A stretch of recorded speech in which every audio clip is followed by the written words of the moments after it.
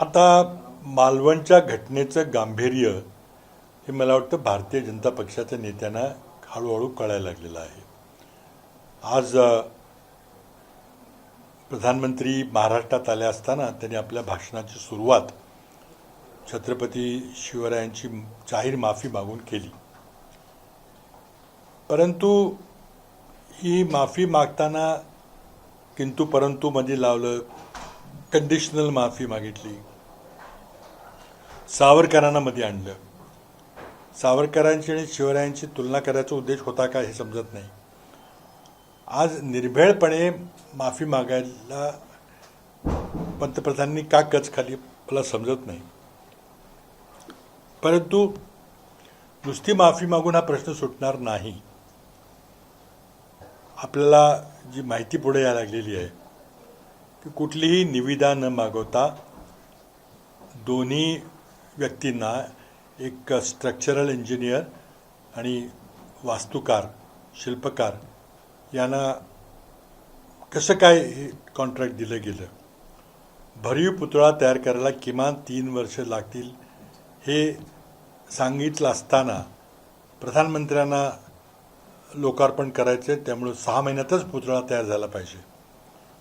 आणि त्यामुळे जे शॉर्टकट तिथं वापरले गेले, नवीन टेक्नॉलॉजी ज्याच्यामुळं कधी मोठा पुतळा झालेला नाही, अशा 3D प्रिंटिंग टेक्नॉलॉजी वापरून त्रिमिती छपाई करून हा कारखाना हा पुतळा कसा तरी उभा केला गेला.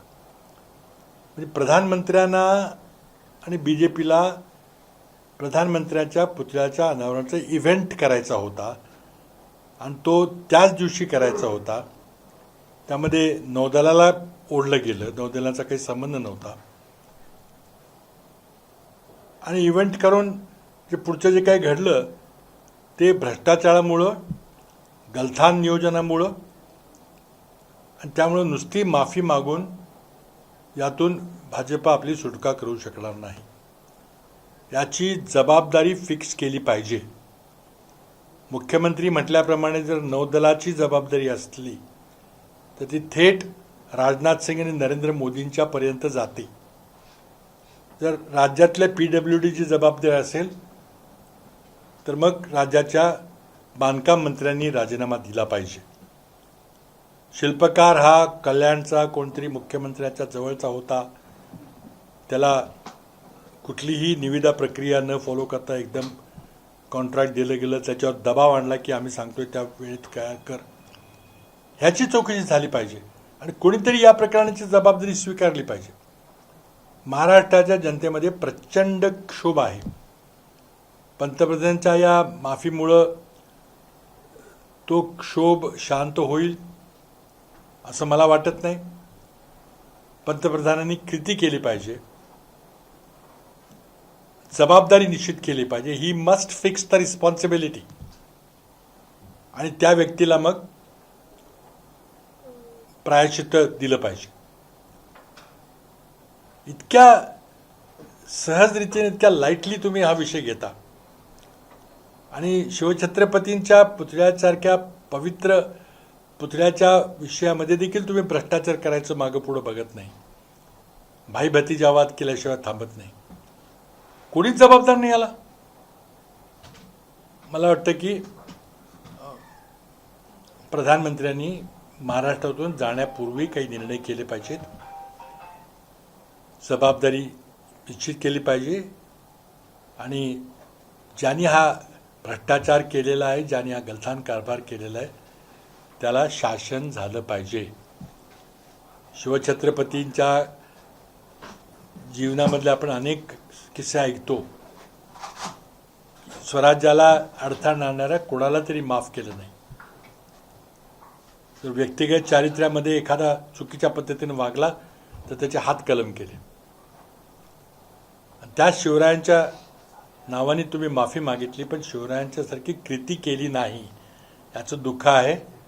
माझी किमान अपेक्षा आहे की प्रधानमंत्री महाराष्ट्रातून परत दिल्लीला जाण्यापूर्वी जबाबदारी निश्चित करून काही लोकांना शासन करतील. नाहीतर हे अशाच ढिलाईनं जर कारभार चालला तर मग महाराष्ट्राचं फार नुकसान होईल. प्रधानमंत्री दुसरे एक त्यामध्ये वक्तव्य केले की वाढवण बंदर यांनी आणलेलं आहे. आता त्याचीही बरीचशी कहाणी सांगावी लागेल. हे जर इतकं महत्त्वाचं बंदर आहे, जगातलं सर्वात मोठं बंदर आहे, तर तुम्हाला 10 वर्षापूर्वी सुचलं नाही का? 2014ला तुम्ही प्रधानमंत्री झाला. तुम्हाला हे बंदर JNPT कडून भूमी अधिग्रहण करून घ्यायचं आहे आणि नंतर तिथं जेव्हा डॉक्स किंवा धक्के उभारले जातील ते सगळे धक्के तुमचं खाजगीकरण करून अदानीने द्यायचे आहेत.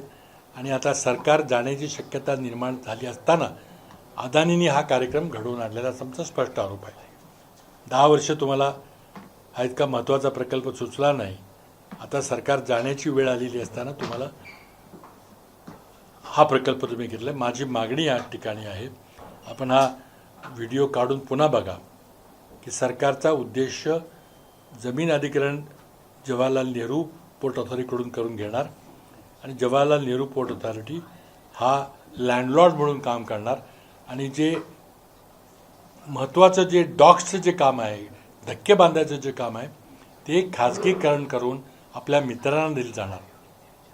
माझं महाराष्ट्र सरकारला आणि केंद्राला विनंती आहे की तुम्ही सांगा की हे देशातलं सर्वात मोठं बंदर पालघर जिल्ह्यात होतं आहे, तर त्याचं खाजगीकरण केलं जाणार नाही.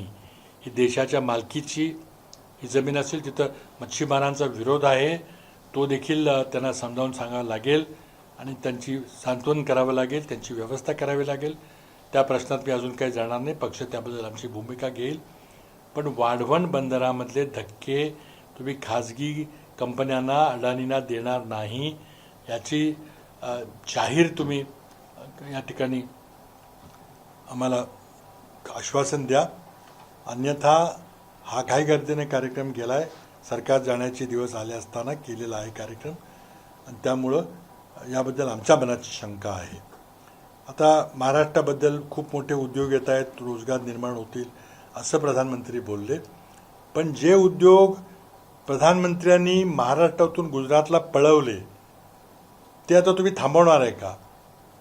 आणि जे उद्योग महाराष्ट्रात तुम्ही पळवलेत, मुंबईचं इंटरनॅशनल फायनान्शियल सर्व्हिसेस सेंटर, आंतरराष्ट्रीय वित्तीय सेवा केंद्र तुम्ही मुंबईतून बांद्रा कुर्ला कॉम्प्लेक्समधून तुम्ही गांधीनगरला गिफ्ट सिटीमध्ये नेलं, त्यातून जे रोजगार जाणार आहेत त्याला कोण जबाबदार आहे?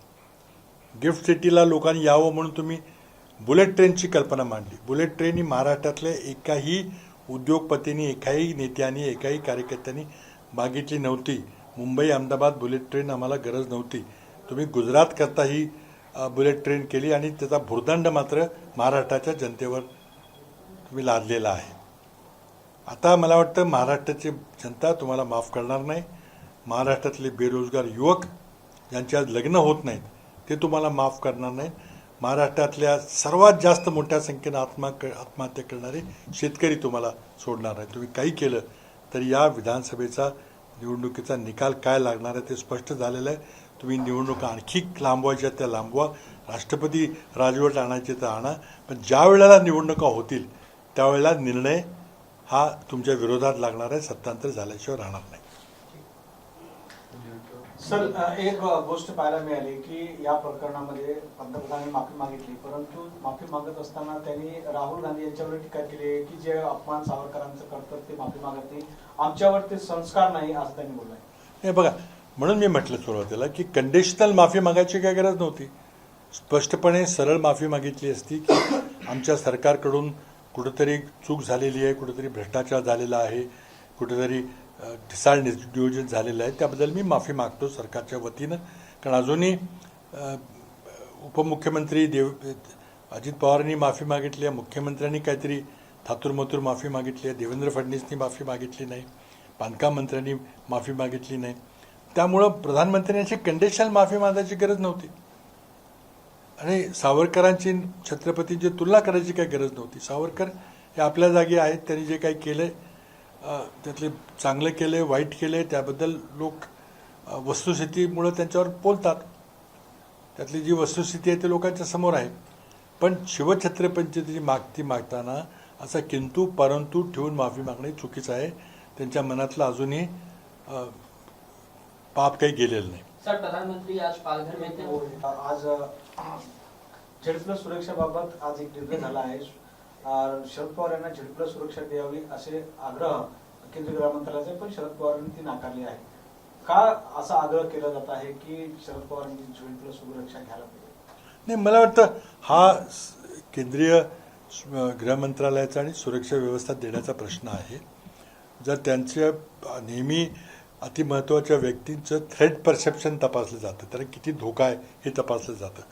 आणि तसंच करून जर पोलीस अधिकाऱ्यांनी निर्णय घेतला असं मला वाटतं, राजकीय निर्णय नसावा असं मला वाटतं. हा पोलीस अधिकाऱ्यांच्या स्तरावर घेतलेला निर्णय असेल आणि ती सुरक्षा स्वीकारायची की नाही हा पवारसाहेबांचा स्वतःचा निर्णय आहे. त्यांनी तो निर्णय जर घेतला असेल तर त्यांना तो निर्णय घ्यायचा अधिकार आहे. सर, प्रधानमंत्री ने कहा कि पिछले दिनों सिंधुदुर्ग में जो हुआ मेरे और मेरे साथियों के लिए वो दुर्भाग्यपूर्ण है. छत्रपति शिवाजी महाराज जी एक नाम नहीं है, वो मेरे आराध्य देव हैं और इसीलिए मैं अपने आराध्य देव के चरणों में माफी मांगता हूँ. इतना कहते हुए उन्होंने सावरकर का भी नाम लिया और ये कहा कि हम वो लोग नहीं है जो सिर्फ महान पुरुषों का अपमान करते रहे और माफी ना मांगे. ये हमारे संस्कार देखिए, नहीं मैं है. समझता हूँ कि अगर सही रूप में अगर प्रधानमंत्री को इस घटना के बारे में माफ़ी मांगनी थी तो उसमें कंडीशनल माफ़ी की आवश्यकता नहीं थी. उसमें कोई अगर मगर करने की कोई ज़रूरत नहीं थी और उसमें भी राजनीति करने की कोई आवश्यकता नहीं थी. एबीपी माझा, उघडा डोळे बघा नीट.